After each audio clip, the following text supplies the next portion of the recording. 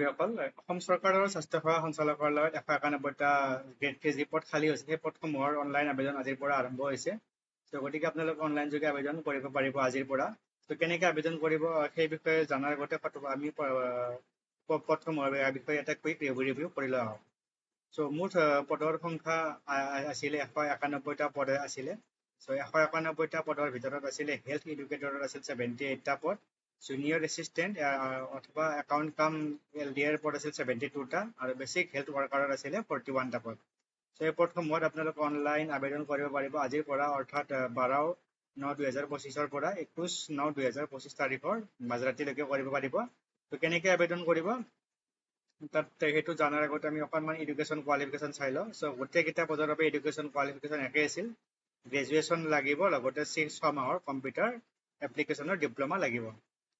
বয়সটো আমি তৎক্ষণাত চাই লওঁ হওক। বয়স আছিল 1 জানুৱাৰী 2025 তাৰিখৰ ভিতৰত আনৰিজাৰ্ভ হ'লে 18 পৰা 40 বছৰ, OBC MOBC হ'লে 18 পৰা 43 বছৰ, SC ST হ'লে 18 পৰা 45 বছৰ আৰু PWD হ'লে 50 বছৰ হ'লে আপোনালোকে আবেদন কৰিব পাৰিব।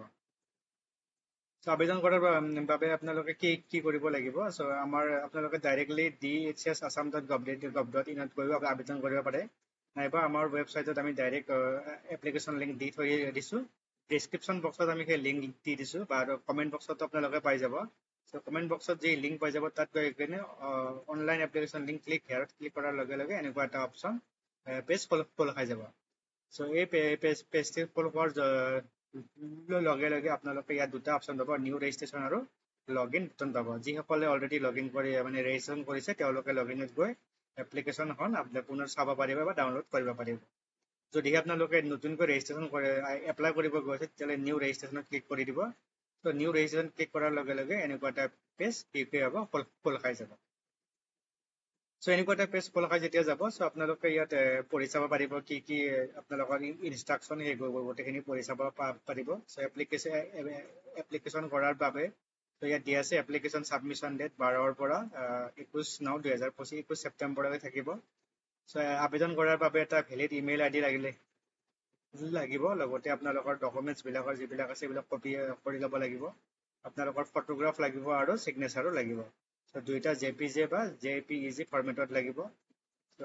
ফটোগ্ৰাফ হ'লে 50 KBতকৈ সৰু হ'ব লাগিব আৰু হাইট হ'ব লাগিব 250 পৰা 320 পিক্সেল আৰু উইথ হ'ব লাগিব 150 পৰা 220 পিক্সেল। আৰু ছিগনেচাৰৰ চাইজ হ'ব লাগিব 30 KBতকৈ সৰু হ'ব লাগিব আৰু হাইট হ'ব লাগিব 100 to 180 পিক্সেল আৰু উইথ হ'ব লাগিব 150 to 220 পিক্সেল। এনেকুৱা পেজটো একেবাৰে তললৈ গ'লে আপোনালোকে নেক্সট এটা অপশ্যন পাব। নেক্সট অপশ্যনটো ক্লিক কৰি দিয়াৰ লগে লগে আমাৰ এপ্লিকেশ্যন ফৰ্মখন খোল খাই যাব। এপ্লাই কৰাৰ আগতে আপোনালোকে ফটোখিনি গোটেইখিনি ক্লিয়াৰ কৰি ল'ব। এনেকুৱা এখন পেজ আপোনালোকে খোল খাই যাব, দেখা পাব। তাতে আপোনালোকে গোটেইখিনি ফিল আপ কৰিব লাগিব। প্ৰথমতে কি দি আছে যে full name of the candidate, আপোনাৰ ইয়াত সম্পূৰ্ণ নাম লিখিব লাগিব। নেক্সট যোনটো ঘৰ আছে তাত আপোনাৰ দেউতাৰ নাম লাগিব। নেক্সট 3 নম্বৰ ঘৰটোত আপোনাৰ মাৰ নাম লিখিব লাগিব। যদি আপুনি এগৰাকী বিবাহিত পুৰুষ বা মহিলা হয় তেতিয়াহ'লে আপোনাৰ স্পাউচৰ নেম, অৰ্থাৎ পুৰুষ হ'লে ঘৈণীয়েকৰ নাম, আৰু যদি মহিলা হয় তেতিয়াহ'লে স্বামীৰ নাম লিখিব লাগিব। নেক্সট আপোনাৰ ডেট অফ বাৰ্থ দিব লাগিব, আৰু তাৰপাছত আপোনাৰ জেণ্ডাৰ, আপুনি মেল নে ফিমেল সেইটো আপুনি স্পষ্ট কৰি দিব লাগিব। তাৰপাছত আছে এড্ৰেছ ফৰ কৰস্পণ্ডেঞ্চ, আপোনাৰ যোগাযোগৰ ঠিকনাটো আপুনি ইয়াত দিব লাগিব। আপুনি কি দিব, কেয়াৰ অফ দিব। কেয়াৰ অফ দিব, তাৰপাছত দিব আপোনাৰ ভিলেজ, তাৰপাছত পোষ্ট অফিচ দিব, আপোনাৰ চিটি হ'লে আপুনি আপোনাৰ সমষ্টি নাইবা আপোনাৰ ওচৰৰ চাৰ্কল অফিচ য'ত আছে তাৰ এড্ৰেছ দিলেও হ'ব। টাউনত থকাবিলাকেতো গুৱাহাটী বা যি টাউন থাকে টাউনে দি দিব। তাৰপাছত আপুনি ডিষ্ট্ৰিক্ট চিলেক্ট কৰিব। ইয়াত আপোনাৰ যি ডিষ্ট্ৰিক্ট আছে ইয়াত থকা ডিষ্ট্ৰিক্টবিলাকৰ ভিতৰৰ পৰা আপুনি ইয়াত চিলেক্ট কৰি ল'ব। ষ্টেট হ'ব আমাৰ সকলোৰে আছামে হ'ব। তাৰপাছত আপুনি ইয়াত পিন নম্বৰটো দি দিব। তাৰপাছত আছে পাৰ্মানেণ্ট এড্ৰেছ। যদিহে আপোনাৰ পাৰ্মানেণ্ট এড্ৰেছ আপোনাৰ কৰস্পণ্ডেণ্ট এড্ৰেছৰ লগত ছেম হয় তেতিয়াহ'লে আপুনি ইয়াত এটা টিক মাৰ্ক দি দিব। আপোনাৰ মোবাইল নম্বৰ, আপুনি মোবাইল নম্বৰটো এণ্ট্ৰি কৰিব। মোবাইল নম্বৰটো এণ্ট্ৰি কৰাৰ পাছত আপুনি চেণ্ড OTP ক্লিক কৰি দিব। চেণ্ড OTP ক্লিক কৰাৰ পাছত আপোনাৰ মোবাইলত এটা OTP আহিব, গতিকে OTPটো ক্লিক কৰি আপুনি ভেৰিফাই কৰি দিব। নেক্সট অপশ্যনটো আছে এল্টাৰনেট কণ্টেক্ট নম্বৰ, গতিকে আপোনাৰ এল্টাৰনেট কণ্টেক্ট নম্বৰ এটা আপুনি দি দিব। আপোনাৰ যিকোনো বেলেগ এটা ফোন নম্বৰ দি দিব। এই ওপৰত যোনটো নম্বৰ দিছে তাতকৈ সেই নম্বৰটো বেলেগ হ'ব লাগিব। নেক্সট আছে ইমেইল এড্ৰেছ ফৰ কেণ্ডিডেট আপোনাৰ ইমেইল এড্ৰেছটো আপুনি ইয়াত দি দিব লাগিব চ' নেশ্যনেলিটি অফ দ্য কেণ্ডিডেটটো ইয়াত ভৰোৱাই আছে গতিকে তুমি একো কৰিব নালাগে নেক্সট আছে ফিজিকেল আইডেণ্টিফিকেশ্যন মাৰ্ক চ' আপোনাৰ শৰীৰত থকা যিকোনো আইডেণ্টিফিকেশ্যন মাৰ্ক হাৰ্ট মাৰ্ক হওক বা মল হওক বা কিল হওক যিয়ে থাকে সেইটো আপুনি ইয়াত এণ্ট্ৰি কৰি দিব নেক্সট আহিছে ৰিজাৰ্ভেশ্যন চ' ৰিজাৰ্ভেশ্যনত আপুনি কি কৰিব লাগিব আপুনি জেনেৰেল হয়নে SC হয়নে ST প্লেন SC হয় আপুনি এইটো ক্লিক কৰি দিব যদিহে আপুনি ফিজিকেলি চেলেঞ্জ হয় তেতিয়াহ'লে ইয়েছ কৰিব অন্যথা আপুনি ন' কৰি দিব নেক্সট আছে whether candidate is permanently resident of Assam চ' ইয়াত আপুনি কি কৰিব ইয়েছ কৰি দিব গতিকে আপুনি ইয়েছ কৰিব ন' কৰিলে আপোনাৰ কি হ'ব এপ্লিকেশ্যনটো কেঞ্চেল হৈ যাব কাৰণ এই পদসমূহত কেৱল অসমৰ প্ৰাৰ্থীয়ে আবেদন কৰিব পাৰিব তাৰপাছত আছে do you want to apply for the non technical post চ' ইয়াত আপুনি ইয়েছত ক্লিক কৰি দিব ইয়েছত ক্লিক কৰি দিয়াৰ লগে লগে ইয়াত তিনিটা অপশ্যন আহিব যে হেল্থ এডুকেটৰ আপুনি গোটেইকেইটা টিক মাৰ্ক কৰি দিব যিহেতু গোটেইকেইটা পদৰ বাবে এডুকেশ্যনেল কোৱালিফিকেশ্যন ছেম আছে গতিকে আপুনি গোটেইকেইটাতে ক্লিক কৰি দিব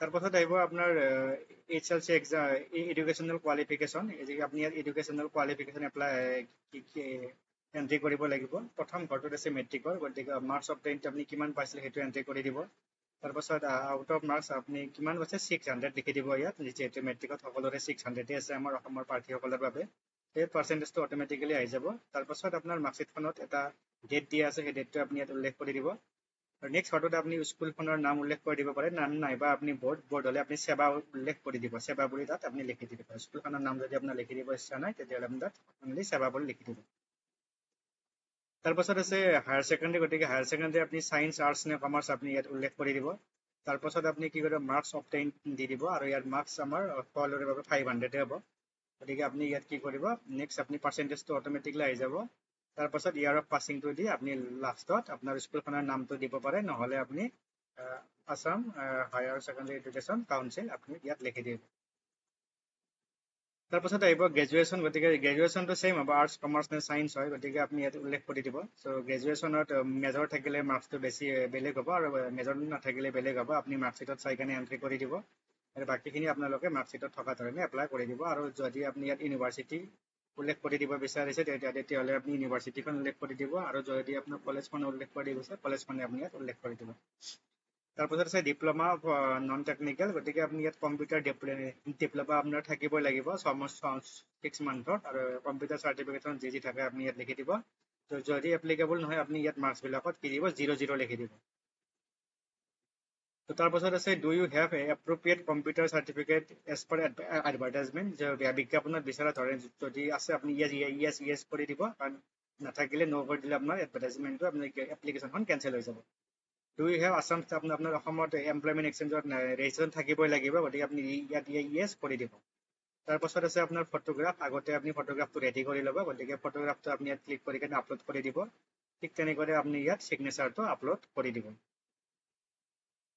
তাৰপাছত আছে আপোনাৰ পাছৱৰ্ড আৰু পাছৱৰ্ড এটা আপুনি দিয়া দিব আপোনাৰ ইচ্ছামতে তাৰপাছত আপুনি এই পাছৱৰ্ডটো আৰু এবাৰ এণ্ট্ৰি কৰি দিব শেষত আপুনি ইয়াত declaration of the candidate click কৰি দি ইম্পৰ্টেণ্ট নোটটো ক্লিক কৰি দি আপুনি ফাইনেল ছাবমিট বুটামত ক্লিক কৰি দিব আৰু ক্লিক কৰি দিয়াৰ পাছতে আপোনাৰ এপ্লিকেশ্যনটো ছাবমিট হৈ যাব আৰু আপুনি তাৰপাছত আৰু আপুনি কৰিব লগা নাই সেইখন আপুনি ছেভ কৰি ল'ব নাইবা আপুনি সেইখন প্ৰিণ্ট আউট এটা লৈ থ'ব পাৰে ইন ফিউচাৰৰ কাৰণে চ' এইখিনি আছিল আজিৰ ভিডিঅ'টিত কেনেকৈ অনলাইন আবেদন কৰিব লাগে কিবা অসুবিধা পালে আপোনালোকে আমাক মেছেজ কৰিব পাৰে আমাৰ হোৱাটছএপ জইনিং লিংক আমি আমাৰ কমেণ্ট বক্সত দি দিম তাত আপুনি জইন হৈ কেনে আপোনাৰ যদি কিবা প্ৰব্লেম পায় তেতিয়াহ'লে আমাক সুধিব পাৰে ত' ভিডিঅ'টো আপোনালোকে লাইক কৰি দিব লগতে ভিডিঅ'টো শ্বেয়াৰো কৰি দিব